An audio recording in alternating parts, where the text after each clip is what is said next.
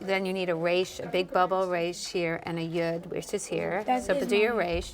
I'm Jennifer Levine, and I'm here for the entire year at the New City Jewish Center doing the Painted Prayer Project. The process of the project is each grade, at least here, focuses on one prayer, and I see them for 3 sessions. One of the first things that I noticed when I came into this hallway was that it was empty. I began to wonder what it would look like if we could do something with these walls, something more permanent. Hebrew school, in my eyes, doesn't need to be something that's not fun or enjoyable or boring. It's something that should be exciting and dynamic and creative and alive. Yeah, try to make it look nice.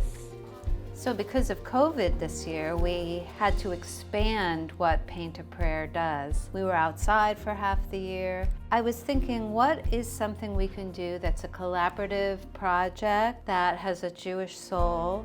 And weaving came to mind. So I taught myself to weave. We made a giant collaborative talit. So this is one of my favorite projects that we did this year. Starting on the first day of school, all of our students made a little piece of weaving together with the thought that we would weave them all together to be part of this one piece of fabric. It's part of how we're all part of the same community. But we didn't just make it into one piece of fabric. In the corner of it, we put these tzitzit. In addition to our murals, we decided to do the Shavuot pageant. So we've been making puppets. Hi, I'm Emerson. This is my pharaoh that I made for the Shavuot play.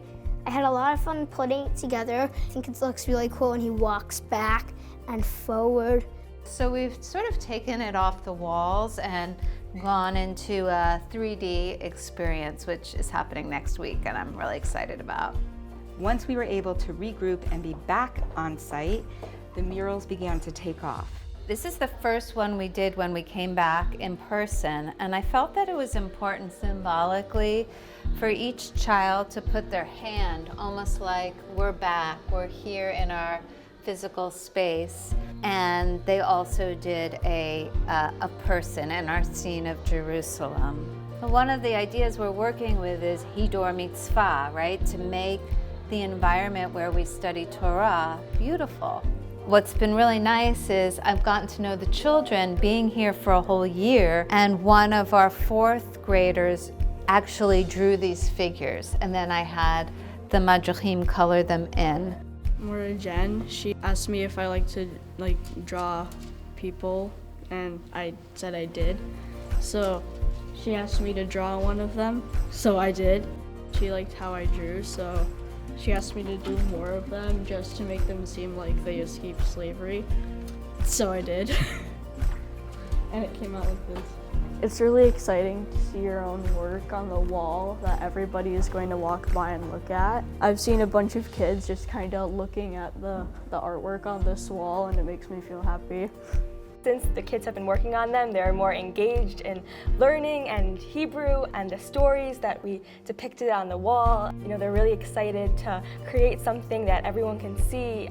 And most of these were sketched and drawn by a lot of the kids, and it's really a product of their hard work and enthusiasm for learning. So the anchor of the whole project is B'Tselem Elohim, in the image of God. We, as Jews, were created in the image of God. So when we're creating, we're acting in the image of God. When we're working in community, we're acting in the image of God. One thing that I've been cultivating in the kids is this idea of community and collective. Each one of them does a piece of the mural. One person draws it, the other person colors it in. There's this beautiful sense of Klal Yisrael, and I'm thrilled with what's been evolving over the year. As the kids have grown more comfortable with this methodology and the way we process and we learn, we've gotten to the point, not only is it much more student-directed, we have our first actual mural, this whole piece at the bottom, which was sketched by a 3rd grade student. And how incredible is that? One of the most incredible pieces is at the beginning, if you remember, and you can look back in this video, which is so great, how bare these walls were. And they told no story when we first began. And now these walls talk.